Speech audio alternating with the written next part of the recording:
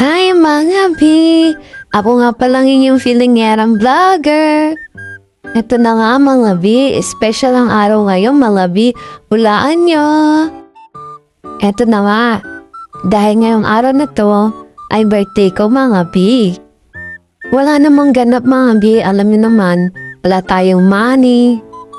Okay lang yung mga B, ang mahalaga malusog at nabubuhay pa tayo sa mundong ito. Wala naman akong ibang hiling mga B, kundi ang ligtas ang aking mga mahal sa buhay, lalo-lalo na ang aking pamilya at ang aking anak mga B. No need na maganda. Tsaka gastos lang yung mga B, ang dami nating mga bayarin mga B. Asya mga B, mapapahaba na naman tong kwentuhan natin. Ito nga, nandito ako sa bahay namin para umuha ng barya kasi susunduin ko na naman yung alaga ko.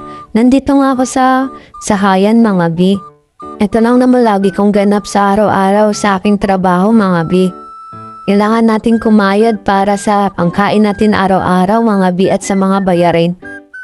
Nagsaing na nga ako mga B pagkatapos ko magsundo sa aking alaga at ako'y magluluto ng ulam namin dalawa. Yan nga lang ang ulam namin mga B. Manok, ipiprito ko lang yan. Nagulat pa ako dyan sa pagbukas ko ng kalan na parang nabigla yata yung pagbukas ko.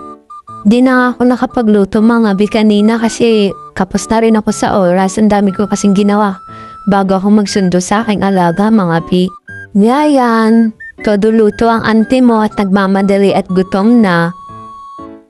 Ganyan ako magluto mga B.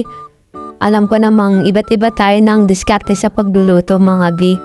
Yan na nga, tinapat ko na nga sa akin para makita nyo kung paano ako magluto. Nilagay ko na nga muna yung mantika sa kawali mga B para pagka uminit na siya. Prito lang naman yan mga B, basic lang yan. Ito nga mga B, chika ko lang sa inyo at isi-share ko lang. Diba nga birthday ko ngayon, nagbigay sa akin yung amo ko ng malit na money lang pero okay na rin. Pambili na rin ng bigas mga B. Bagay na rin yung mga B at makakabili kami ng bigas.